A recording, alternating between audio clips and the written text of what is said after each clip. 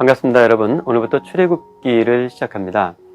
출애굽기는 모세 오경의 한 부분이고 또 창세기에서 이어지는 말씀이죠. 창세기는 시작에 관한 말씀이고 약속에 관한 말씀입니다. 특별히 아브라함에게 하셨던 두 가지 중요한 약속이 있죠. 하나는 자손에 관한 약속이고 다른 하나는 땅에 관한 약속입니다. 출애굽기는 이 두 가지 약속이 성취되는 걸 보여주고 있어요. 야곱이 그의 식솔 70명과 함께 고센 땅에 들어가 산 지 430년이 지났습니다. 430년 지나는 동안 생육하고 번성했고 강한 민족이 되었어요. 요셉을 알지 못하는 바로가 애굽의 왕이 되었고 그렇게 번성해서 강해진 이스라엘 민족을 보고 두려워합니다. 애굽과 다른 나라가 전쟁이 있을 때 애굽을 돕지 않고 다른 나라를 도우면 어쩌나, 그 다른 나라를 따라서 애굽을 떠나면 어쩌나 두려웠던 겁니다.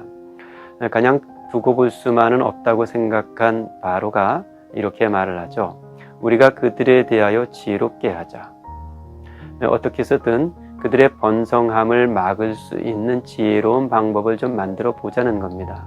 그 바로의 지혜가 국고성 비돔과 람셋을 쌓는 일에 이 히브리 사람들을 노예로 부려가며 그 토목 건설 현장에 투입하는 거였습니다.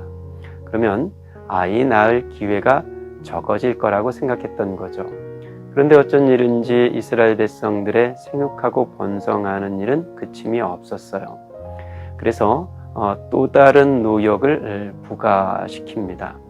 흙을 이기게 하고 벽돌을 굽게 하고 심지어 농사일에 이르기까지 노예로 부려먹죠. 뿐만 아니라 산파들에게 명을 내려서 히브리 산모들이 아이를 낳을 때 남자아이를 죽여버리라 합니다.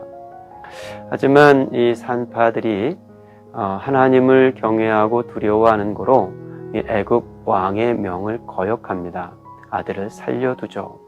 왜 그리하였느냐고 문책을 하자 히브리 산모들이 워낙에 힘이 좋은 고로 산파들이 도착하기 전에 미리 아이를 낳아서 그렇다고 대답을 합니다. 결국 바로는 이 산파들에게 아이가 나면 딸은 내버려 두고 남자 아이들은 강물에 떠내보내라고 이렇게 명을 내리죠. 여기까지가 오늘 우리가 살펴 읽는 본문의 이야기입니다. 이 본문에서 두 가지를 좀 헤아려 봅니다. 하나는 바로의 지혜와 여인들의 지혜입니다. 바로의 지혜는 저 토목 건설 현장으로 히브리인들을 내몰았고 또 히브리 여인들이 아이를 낳을 때에 아들을 죽여버리라고 명을 내립니다. 왕의 지혜, 바로의 지혜는 죽임을 명하는 지혜였습니다. 하지만 산파들의 지혜, 여인들의 지혜는 달랐습니다. 그들은 하나님을 두려워하는 지혜를 가졌고 그래서 죽이는 일이 아니라 살리는 일에 왕의 명까지 거역을 합니다. 또 한 가지는 이 바로의 계획과 하나님의 계획의 대비를 좀 유념해 볼 필요가 있을 것 같아요. 바로는 이스라엘 백성들이 번성하는 것이 두려웠고 또 이스라엘 백성들이 애굽을 떠나는 것이 두려웠습니다. 그래서 계획을 세우죠.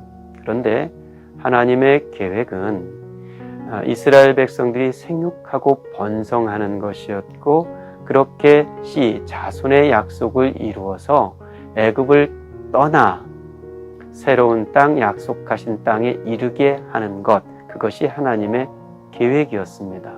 자, 이 땅을 살아가면서 우리는 눈앞에 펼쳐 보이는 바로의 계획을 보고 또 아득해 보이는 하나님의 약속 계획을 우리가 염두에 둡니다.